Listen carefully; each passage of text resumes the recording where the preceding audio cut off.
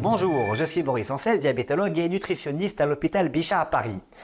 Si vous portez attention aux courriers médicaux qui concernent les patients en situation de surpoids ou d'obésité, notamment quand ils vivent avec un diabète, des apnées du sommeil ou des douleurs articulaires, vous verrez régulièrement cette phrase « Je l'encourage à perdre du poids » ou encore ce type de mention « Je lui demande de perdre au moins 10 kilos pour qu'une opération du genou soit possible ». Alors pour ma part, je pense que ces encouragements, ces injonctions à maigrir, même parfois bienveillantes, eh bien, elles sont le plus souvent inefficaces et je dirais même délétères.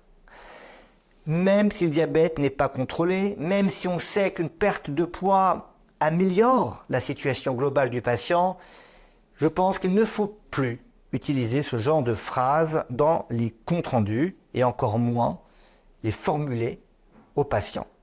Alors, je n'ai malheureusement pas d'études scientifiques à vous présenter pour soutenir mes propos, mais simplement mon expérience clinique. Dire que perdre du poids, ça améliore les comorbidités, c'est évident. Mais conseiller à son patient de maigrir à chaque consultation, est-ce que c'est efficace? Moi, je ne connais pas d'études qui le montrent. Alors, vous me direz qu'il faut bien en parler au patient, l'avertir, lui dire que l'excès de poids est responsable de beaucoup de pathologies chroniques. Oui, il faut le faire. Mais avant d'évoquer le poids, avant de recommander la perte de poids et de prodiguer des conseils nutritionnels, je pense qu'il faut être plus que jamais vigilant à ne pas nuire. Moi, concrètement, je propose de distinguer 3 volets quand on décide d'aborder le sujet du poids avec un patient. Le premier, c'est l'information.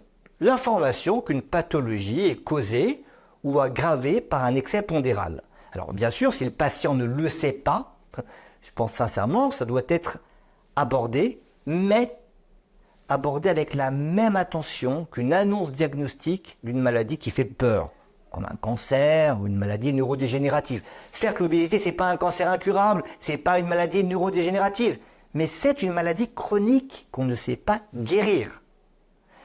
Et derrière une obésité, il y a parfois une histoire personnelle ou familiale difficile, il y a des croyances, des craintes, et souvent, il y a des troubles des conduites alimentaires qui ne sont pas diagnostiqués.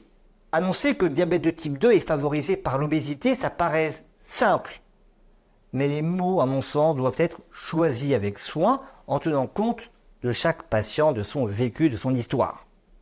Le deuxième volet, c'est autour du poids du patient. Alors, il est désormais explicitement recommandé dans les textes de la Haute Autorité de Santé qu'avant d'aborder le sujet du poids avec un patient, il faut recueillir son accord. Certains patients ne souhaitent pas en parler pour des raisons qui les concernent. D'autres, au contraire, vont être soulagés de pouvoir aborder ce sujet avec un soignant de confiance.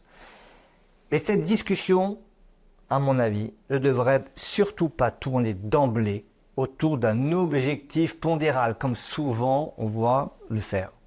Ça devrait plutôt tourner autour des freins et des leviers, du changement de comportement en matière d'alimentation, d'activité physique ou encore de sommeil. Et bien sûr, la dimension psychologique devrait être systématiquement prise en compte dès le départ avant de délivrer tout conseil nutritionnel et avant de dire à un patient que la perte de poids pourrait améliorer sa santé.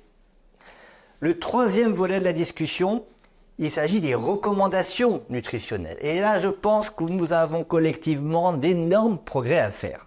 Le premier, à mon sens, c'est de ne pas multiplier les conseils qui émanent de la part de plusieurs soignants. Là encore, il me semble important qu'un patient reçoive des messages, des conseils clairs, adaptés à sa situation, et pas des informations contradictoires, qui au mieux sont impraticables, le patient les entend et les oublie. Au pire, il sème la confusion. Alors, en résumé, et là c'est encore une fois une opinion, je ne vous donne pas des résultats d'études scientifiques, même si tous les soignants n'ont pas vocation à devenir spécialistes de l'obésité, je pense que nous devons absolument prendre conscience que parler du poids, encourager à maigrir et donner des conseils nutritionnels, ce n'est jamais anodin. Alors oui, chez un patient qui présente une pathologie associée à l'obésité, comme un diabète ou des apnées du sommeil, l'obésité doit être prise en charge, mais certainement pas en fin de consultation avec quelques conseils ou injonctions, mais comme une véritable maladie chronique. Je vous remercie de votre attention et je vous dis à très bientôt sur Medscape.